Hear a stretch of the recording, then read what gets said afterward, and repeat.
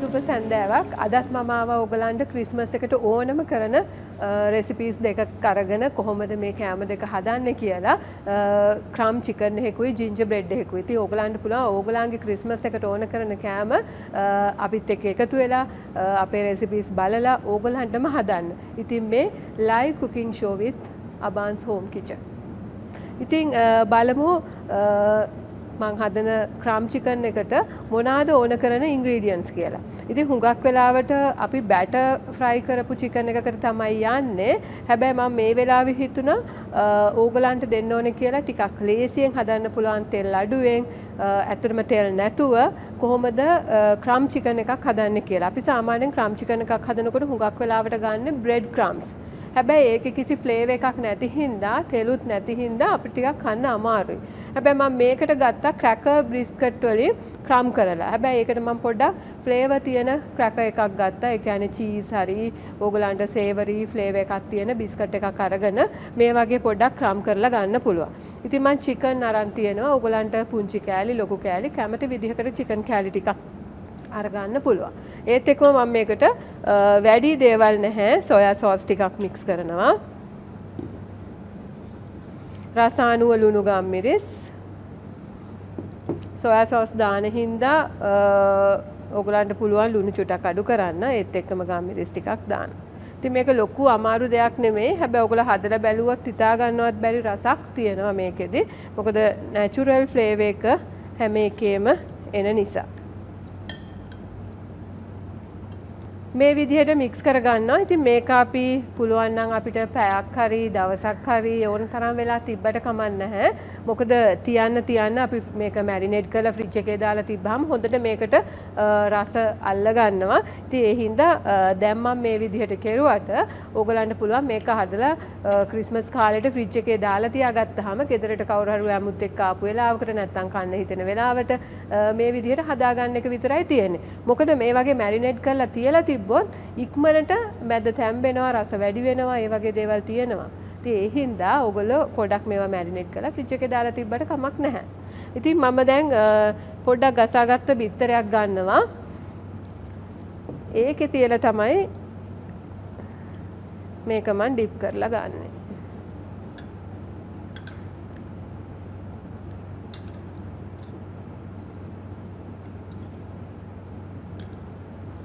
ඉතින් මම අද මේ ක්‍රම් චිකන් එක හදන්න පාවිච්චි කරන්නේ අබාන්ස් සිග්නේචර් රේන්ජ් එකේ එන කුකර් එකක් එක්ක තියෙන oven එකක්. ඉතින් ඒකේ අපිට පුළුවන් කේක් කිලෝ 3මාරක් වගේ ප්‍රමාණයක් හදාගන්න. ඒ කියන්නේ මේ සීසන් එකට අපිට ගොඩක් වටිනවා. මොකද අපි ටිකක් ලොකු කේක් quantities හදනවා. ඒත් එක්කම අවුරුදු දෙකක ඒකට වොරන්ටි එකක් තියෙනවා. අනිත් එක යුරෝපියන් බ්‍රෑන්ඩ් එකක්. ඉතින් අපිට oven එකට එනවා whole chicken එකක් ග්‍රිල් කරන්න පුළුවන් රොටසරි එකක් එනවා. ඉතින් මේ සීසන් එකට අපිට ගොඩාක් කැම ಜಾති හදාගන්න පුළුවන් oven එකක් ඒක. ඒත් එක්කම බර්නර්ස් 4ක් තියෙනවා. 4න් 3ක් ගෑස් බර්නර්ස්. අනිත් එක හොට් ප්ලේට් එකක්. ඉතින් අපිට හරි වටිනවා ගෑස් නැති වෙලාවට ඒ වගේ පාවිච්චි කරන්න පුළුවන්. ඉතින් මම මේ විදිහට ක්‍රම් කරගත්තා. ඕගලන්ට අවශ්‍ය නම් පුළුවන් මේ විදිහට හදලා ෆ්‍රිජ් එකේ දාලා තියන්න පුළුවන් මේ විදිහටත් හදලා. ඒත් එක්කම ඕගලන්ට අවශ්‍ය නම් මේ කෝටින් එක ක්‍රම් කරන එක දෙපාරක් වුණත් දාන්නත් පුළුවන්. ඉතින් එතකොට ටිකක් ක්‍රස්ට් එක හයියට එනවා.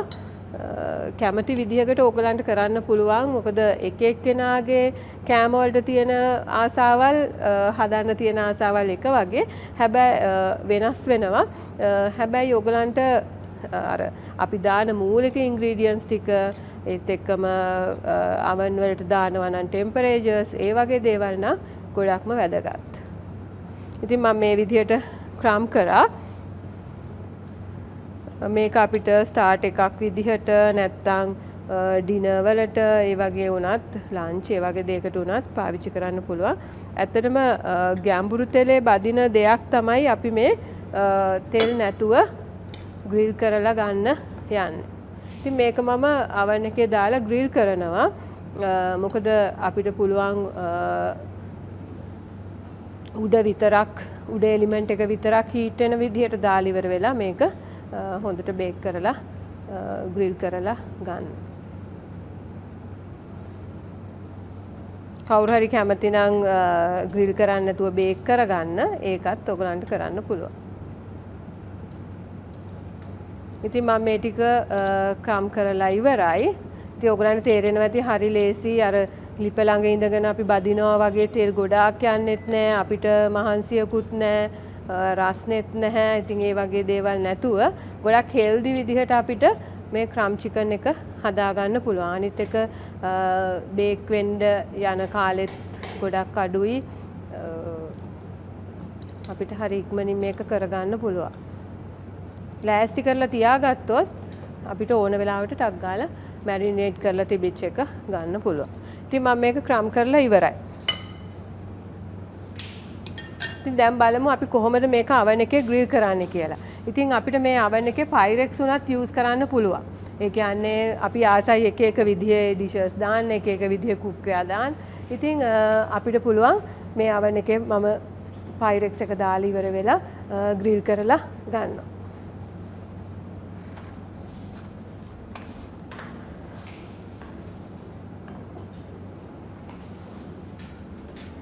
මේ විදිහට oven එක ඇරලා මම ග්‍රිල් කරන හින්දා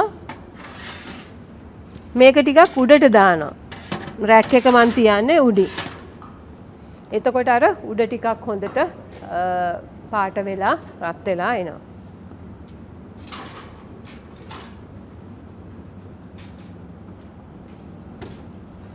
ඊට පස්සේ මට ඕන කරනවා මේකට ඕන කරන මොකක්ද තියන්නේ කියලා. ඒ කියන්නේ අපි එලිමන්ට් එක උඩටද තියන්නේ නැත්නම් උඩ යට දෙකටද තියන්නේ නැත්නම් යටටද තියන්නේ කියලා. ඉතින් මම එලිමන්ට් එක අපි ග්‍රිල් කරනවා කිව්වොත් එලිමන්ට් එක තියන්න ඕන උඩට විතරයි.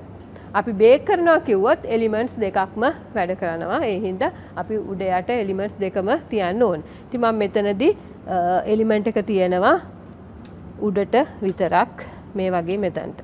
ඒත් එක්කම මම ටෙම්පරේචර් එක තියනවා 200ට සෙල්සියස්.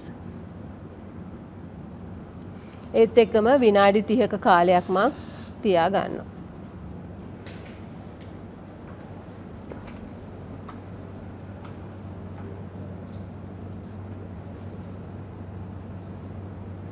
ඉතින් මම ඕගලන්ට කිව්වා මේ ප්‍රොඩක්ට් එක ගැන කිව්වා මේකේ අපිට කේක් කිලෝ 3 වගේ ප්‍රමාණයක් බේක් කරගන්න පුළුවන්. ඒත් එක්කම පේස්ට්‍රීස් බන්ස් ඒ වගේ දේවල් රොටසරි එකක් තියෙනවා කියලා කිව්වා. ඉතින් මම ආයෙත් ඔයගලන්ට මතක් කරනවා මේ දේවල් මේ oven එකේ තියෙනවා කියලා. බර්නර්ස් 3ක් තියෙනවා, ගෑස් බර්නර්ස් 3ක්, ඒකම හොට් ප්ලේට් එකකුත් තියෙනවා. ඒත් එක්කම අපිට උයන් නැති වෙලාවට වහලා තියන්න මේ වගේ ග්ලාස් ලිඩ් එකකුත් තියෙනවා. ඉතින් ඕගොල්ලෝ දකින්න ඇති කොහොමද ක්‍රම් චිකන් එක හදාගන්නේ කියලා. ඒත් එක්කම oven එක කොහොමද පාවිච්චි කරන්නේ, ඒත් එක්කම කොහොමද අපිට කරගන්න පුළුවන් දේවල් මොනවද oven එකේ, ඒ වගේ දේවල් ඕගලන්ට දැන් තේරිලා ඇති. ඉතින් මං ක්‍රම් චිකන් ටික ග්‍රිල් වෙන්න oven එකට දැම්මා. ඉතින් මේ තියෙන්නේ ඒ විදිහටම හදාගත්ත ක්‍රම් චිකන් එක. ඉතින් ඕගලන්ට පේනවා ඇති ක්‍රම්ස් ටික එහෙමම තියෙනවා. ඒක ගැලවිලා ගිහිල්ලා මුකුත් නැහැ. ඒත් එක්කම හොඳ ක්‍රිස්පි ලුක් එකක් තියෙනවා. අනිත් එක ඊවන්ලි හොඳට බේක් වෙලා වගේ ලස්සනට ග්‍රිල් වෙලා තියෙනවා. මේක පොඩි ඩිපින් එකක් එක්ක අපිට කන්න පුළුවන්. ඉතින් මේකෙදි අපිට හරි ලේසියෙන් හදාගත්තා. ඉතින් මගේ ඊළඟ රෙසිපි එක ජින්ජර් බ්‍රෙඩ් එක ඒකත් බලන්න. ඒත් එක්කම කම්පිටිෂන් එකේ විස්තරත් දැනගන්න මෙහෙමම රැඳිලා සිටින්න.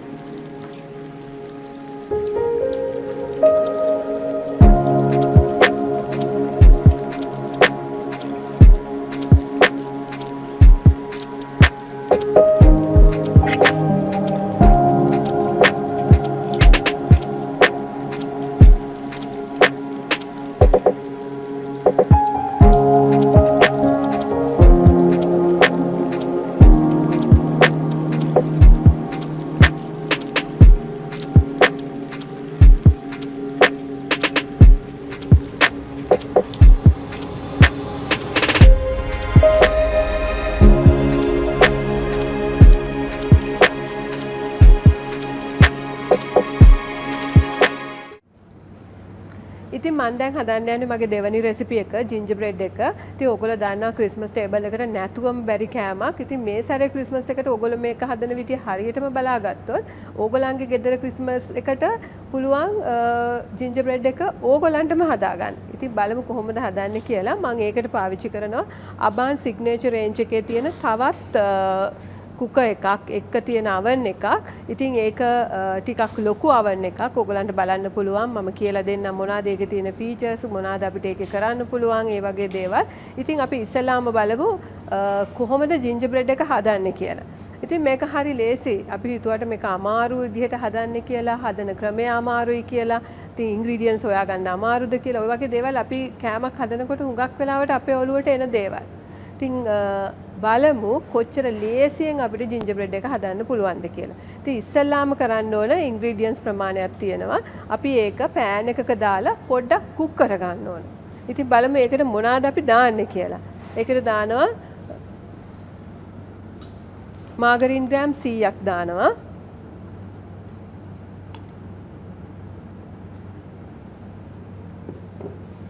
ඒත් එක්කම දානවා මේකට අපි සීනි 200ක් දානවා.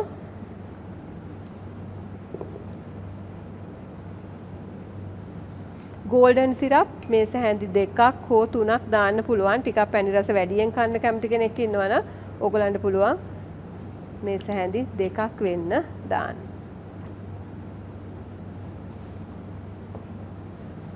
ඒත් එක්කම වතුර මේස හැඳි 2ක් වගේ ප්‍රමාණයක්. මෙතන මම අරන් තියෙනවා ඕගලන්ට පුළුවන් ජින්ජර් පවුඩර් එක දාන්න පුළුවන්. එහෙම නැත්නම් මම අරන් තියෙන්නේ නම් අඹරගත්ත ජින්ජර් ටිකක්. ඉතින් ඒත් එක්කම දෙහි පොතු අරන් තියෙනවා. සාදික කුඩු ටිකක් අරන් තියෙනවා. මේ ටිකත් මේකටම දානවා.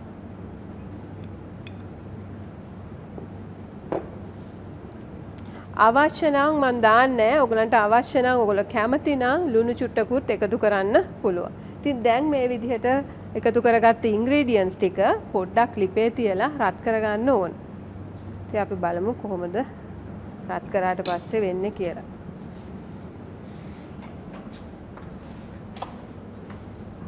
ඉතින් මම මේ කුක එක තමයි පාවිච්චි කරන්නේ රත් කරන්න. ඉතින් මේකේ තියෙන ඔයගලන්ට සමහරට පේනවා ඇති ටිකක් මේ පෑන් සපෝට්ස් හරි හાર્ඩි. ඒ කියන්නේ කාස්ට් අයන් වලින් හදලා තියෙන්නේ. ඒ හින්දා පෑන්ස් එහා මෙහා යන්නේ නැහැ, ලිස්සන්නේ නැහැ. අනිත් එක බර පෑන්ස් උනත් තියන්න පුළුවන්. ඉතින් මම ලිප පත්තු කරලා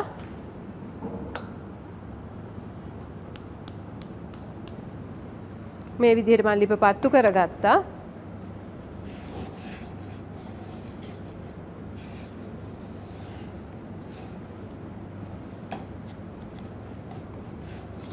මේ විදිහට පොඩ්ඩක් මාගරින් ටික මෙල්ට් වෙනකන් අපි රත් කරගන්න ඕන. ඉතින් හොඳට බලා ගන්න මොකද ඕගොල්ලන්ට මේ සැරේ පුළුවන් ජින්ජර් බ්‍රෙඩ් එක ගෙදරම හදාගන්න ඕගොල්ලන්ටම.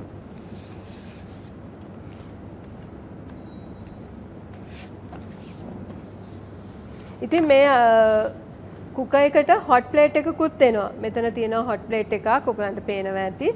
අපිට ගෑස් නැති වෙලාවකට, ගෑස් ඉවර වෙච්ච වෙලාවකට අනිත් එක දැල්ලක් එන්නේ ඒ වගේ දේවලුත් තියෙනවා. මේ හොට් ප්ලේට් එකේ එහෙම වුණත් අපිට භාජන තියලා උයා ගන්න පුළුවන්. ඉතින් හරි වටිනවා ගෑස් බර්නර්ස් තුනකුත් එක්ක හොට් ප්ලේට් එකක් එන එක. මොකද අපිට ගෑස් හදිසියෙවත් ඉවර වුණොත් ඒ වගේ වෙලාවට පාවිච්චි කරන්න පුළුවන්. අනිත් එක අර දැලි වදින්නේ ඒ වගේ දේවලුත් නැති හින්දා අපිට ගොඩක් ලේසි. ඉතින් මේක මෙල්ට් වෙනවා. අනිත් එක මේ බර්නර්ස් ටික එක එක සයිස් එකෙන් සයිස් එකට බර්නර්ස් තියෙනවා. ඉතින් අපිට ගින්දර අපතේ යන්නේ නැහැ. වැඩි ගෑස් දැවීමක් සිද්ධ වෙන්නේ නැහැ. මොකද අපි පාවිච්චි කරන පෑන් එකේ නැත්නම් වළඳේ සයිස් එකෙන් සයිස් එකට බර්නර්ස් තියෙන හින්දා හරි ලේසි. අනිත් එක ලොකු ගෑස් ඉතුරුවකුත් තියෙනවා. ඉතින් මේක මෙල්ට් වෙනවා.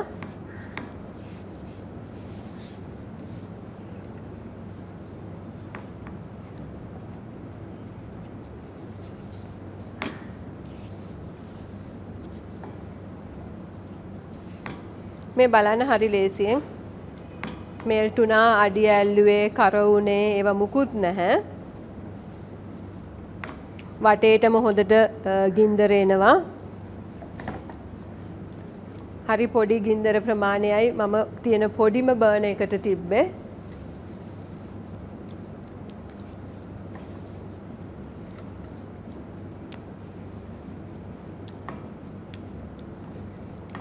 මේක දැන් මෙල්ට් වෙලා ඉවරයි. මම ලිප ඔෆ් කරනවා. ඉතින් ඔයගලන්ට පේනවා ඇති ඉස්සරහත් හරි ලස්සනයි oven එකේ ලොකු ප්‍රමාණයක් ඉඩ තියෙනවා. අනිත් එක පෑන්ස් අතරින් ලොකු පෑන්ස් තියන්න පුළුවන්. අතරට ගොඩක් ඉඩ තියෙනවා.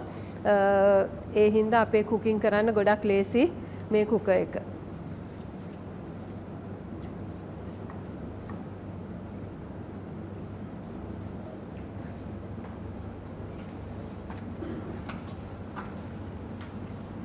ඉතින් මම මේක මෙල්ට් කරගත්තා. මම මේ බෝල් එකට දාගන්නවා.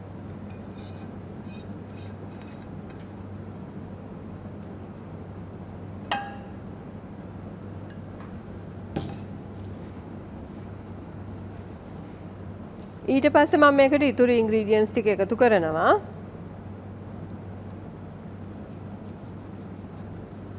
පිටි ග්‍රෑම් 300ක්,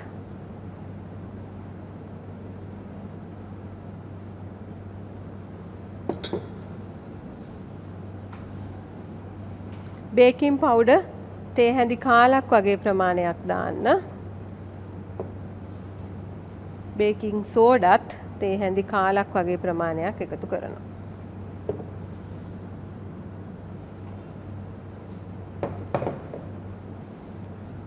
මේ ටික හොඳට කලවම් කරලා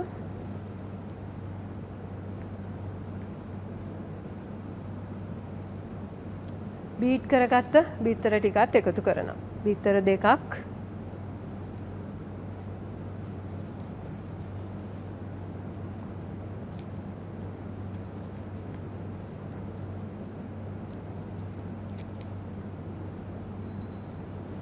ඉතින් මම මේක මික්ස් කරගෙන යන අතරතුරේ oven එක ප්‍රී හීට් වෙන්න දානවා.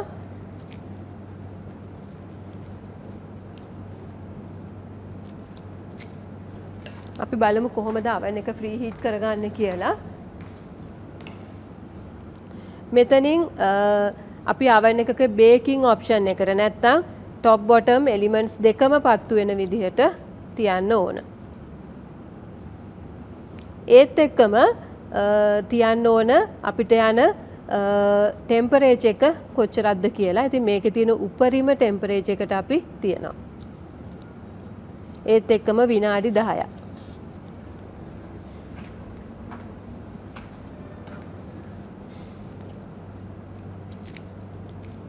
මේක හොඳට මික්ස් වෙලා තියෙනවා දැන්.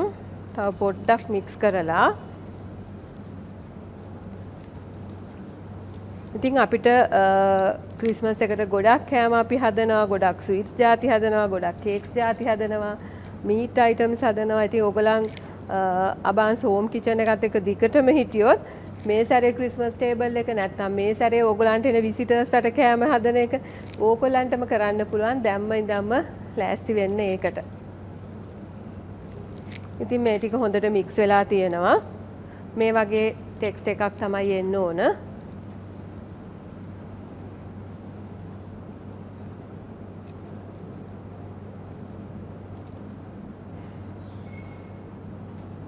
අපිට මේක පයිරෙක්ස් එකක්ම ඕන නැහැ. පයිරෙක්ස් එකක් නැත්නම් normal baking tray එකක වුණත් අපිට බේක් කරගන්න පුළුවන්.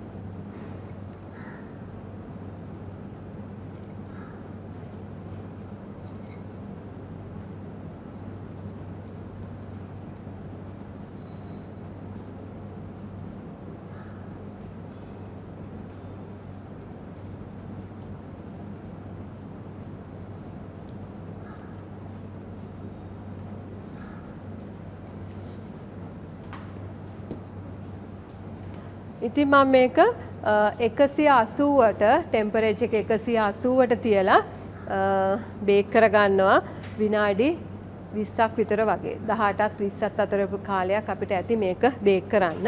ඉතින් මේක හදනකොට අපි කෑමට ගන්න දවසකට වගේ ඉස්සෙල්ලා හදනවා නම් ගොඩක් හොඳයි. මොකද ඒ ටෙක්ස්ට් එක නැත ලස්සනට කපා ගන්න පුළුවන්. ඒ වගේ දේවල් තියෙනවා. අනිත් එක අර පැණි ගතිය ඇවිල්ලා ඒ වගේ බිස්කට් එකක් වගේ නැතුව බ්‍රෙඩ් එකක් වගේ හොඳට එනවා. අපි කෑමට ගන්න ඉස්සෙල්ලා දවසේ හදාගත්තොත්.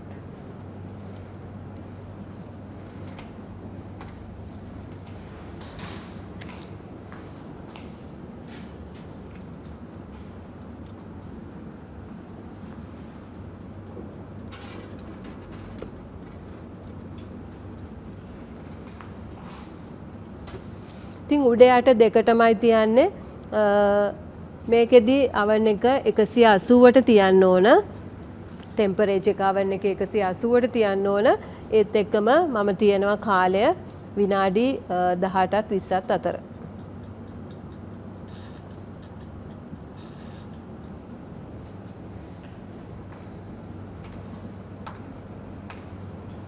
ඉතින් අපි ජින්ජර් බ්‍රෙඩ් එක හදාගත්තා.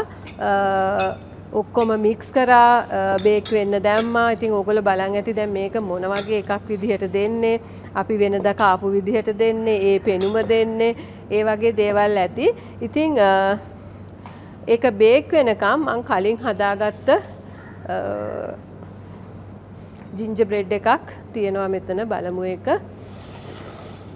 මේ විදිහට තමයි ජින්ජර් බ්‍රෙඩ් එක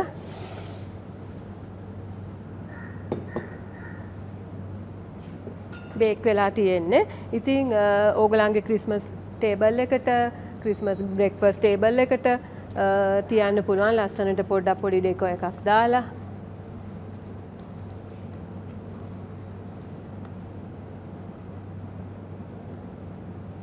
මේ වගේ තියාගන්න පුළුවන්.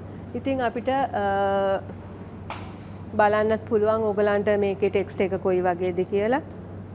මම දැන් මේකේ කෑල්ලක් කපලා කැමරා එකට පෙන්නනම් ඕගලන්ට බලන්න කොහොමද මේකේ ටෙක්ස්ට් එක කොයි වගේ දෙන්නේ, කොයි වගේ උසක්ද තියෙන්න ඕන, ඒ වගේ. ඉතින් මේ වගේ විදිහකට තමයි තියෙන්නේ. මේ වගේ ටෙක්ස්ට් එකක් තමයි ජින්ජර් බ්‍රෙඩ් එකේ තියෙන්නේ.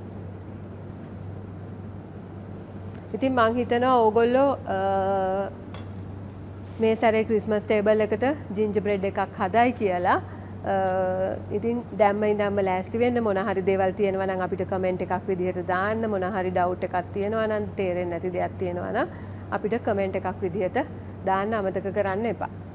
ඉතින් මම ඔයගලන්ට මුලින්ම කිව්වා කියන්නම් කියලා කොහොමද කුකින් කම්පිටිෂන් එකට සහභාගී වෙන්නේ කියලා. ඉස්සලාම ඕගොල්ලෝ කරන්න ඕන ලයිව් ෆීඩ් එකේ හරි එහෙමත් නැත්නම් අබාන්ස් පේජ් එකේ කුකින් පෝස්ට් එකේ හරි රෙජිස්ටර් මී කියලා කමෙන්ට් එකක් දාලා ඊට පස්සේ ඕගලන්ගේ රෙසිපි බුක් එක ලබා ගත්තට පස්සේ ඕගලන්ට පුළුවන් ඕගලන්ට කැමති දේවලුත් ඒකට එකතු කරලා හොඳ රෙසිපි එකක් හදලා ඒකේ ෆොටෝ එකකුත් එක්ක ඕගලන්ට දාන්න පුළුවන් කම්පිටිෂන් පෝස්ට් එකට ෂෙයා කරන්න පුළුවන්. ඉතින් දිගටම රැඳී සිටින්න. මොකද සෙනසුරාදා දිගටම ඕගලන්ට ක්‍රිස්මස් වෙනකම්ම ඕගලන්ගේ ගෙදර ක්‍රිස්මස් වලට ඕගොල්ලෝගේ අතින්ම කෑම හදාගන්න අපි ගොඩාක් රෙසිපීස් අරන් එනවා අබාන්ස් හෝම් කිචන් එකෙන්. මේ අබාන්ස් හෝම් කිචන්